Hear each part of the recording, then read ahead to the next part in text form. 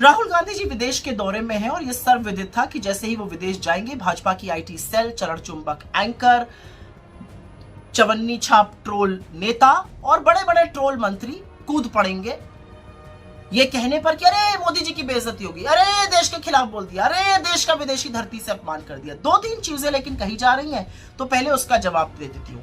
राहुल गांधी जी विदेश की यूनिवर्सिटी क्यों जाते हैं, यहाँ क्यों नहीं जाते? अभी गए थे दिल्ली यूनिवर्सिटी, छात्रों के साथ खाना खाया, विचार साझा किए, क्या हुआ? नोटिस भेज दी इस कमजोर सरकार ने। फिर कहते हैं राहुल गांधी जी देश में रहकर आलोचना क्यों नहीं करते? अरे वो आईना आपको यहाँ पर भी दिखाते हैं, वहां पर भी दिखाते हैं। यहाँ पर आप साजिश रचकर, षड्यंत्र रचकर उनकी सदस्यता खत्म करते हैं, उनका माइक म्यूट करते हैं, विपक्ष की कार्रवाई सदन वाली नहीं दिखाते हैं।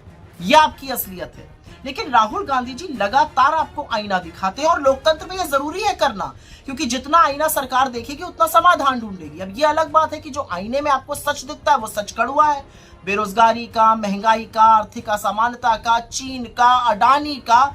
उससे घबराकर आप उल जलूल बातें करते हैं, अरे मोदी विरोधी, अरे देश विरोधी। अरे भैया देश की बात करना मोदी विरोधी कब से हो गया? और मोदी जी देश से ऊपर है क्या? पहली बात। एक बात और कहना चाहती हूँ, राहुल जी को बड़े बड़े लोग बड़ी बड़ी यूनिवर्सिटीज बुलाती हैं तो वो जाते हैं, अपनी बात करते हैं। प्रधानमंत्री तो करोड़ों रुपए फूंक कर अपनी छवि बनाते हैं, खूब स्टंट रचते हैं बाहर जाकर। अभी हाल ही की बात है, ऑस्ट्रेलिया गए थे, किसी ने वहां पर बॉस कह दिया।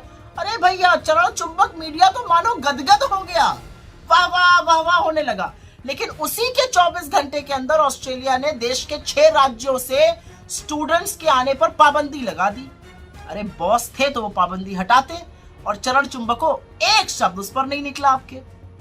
तो दिक्कत की बात यह है कि मोदी जी के बारे में राहुल जी ने ऐसा कुछ भी नहीं कहा है, उनकी तारीफ करी है। क्या कहा है कि मोदी जी इतने सर्वज्ञानी हैं कि भगवान के साथ बैठे तो ब्रह्मांड समझा देते हैं, वैज्ञानिकों के साथ बैठे विज्ञान, इतिहासकारों को तो इतिहास समझा देते हैं, सेना को युद्ध समझा देते हैं और एयरफोर्स को उड़ना समझा देते हैं।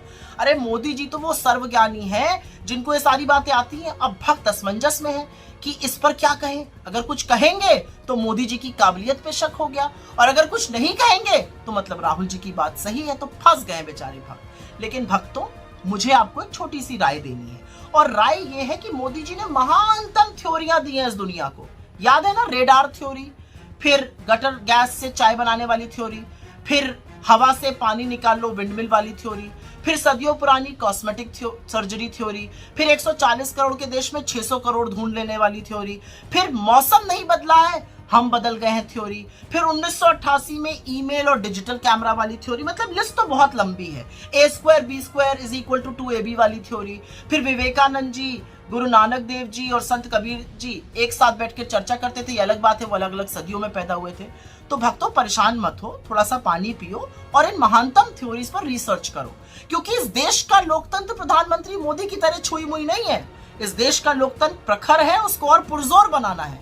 इस देश का लोकतंत्र तो वो है जहां पर प्रधानमंत्री नेहरू अपने खिलाफ आर्टिकल लिखते थे और आपकी तरह रोना नहीं रोते थे, जहां विश्व की आंख में आंख डालकर भारत का हित सर्वोपरि रखा जाता था, और विदेश नीति का मतलब सिर्फ अपने मित्र को कारोबार दिलाना और अपनी छवि संवारना नहीं होता था। इसलिए मोदी जी और उनके भक्तों, काम पर ध्यान दीजिए। राहुल गांधी जी अपना काम कर रहे हैं, जो लोकतंत्र में एक नागरिक होने के नाते उनको करना चाहिए, विपक्ष का सदस्य होने के नाते करना चाहिए। आप लाख रोना रोते रहिए, मीडिया लाख सवाल उठाता रहे, असलियत ये सवाल आज पूरा देश उठा रहा है। आईना आपको दिखाया जा रहा है, आईने में आप देख नहीं रहे, आप धूल आईने की साफ कर रहे हैं, लगी चेहरे पर हुई है।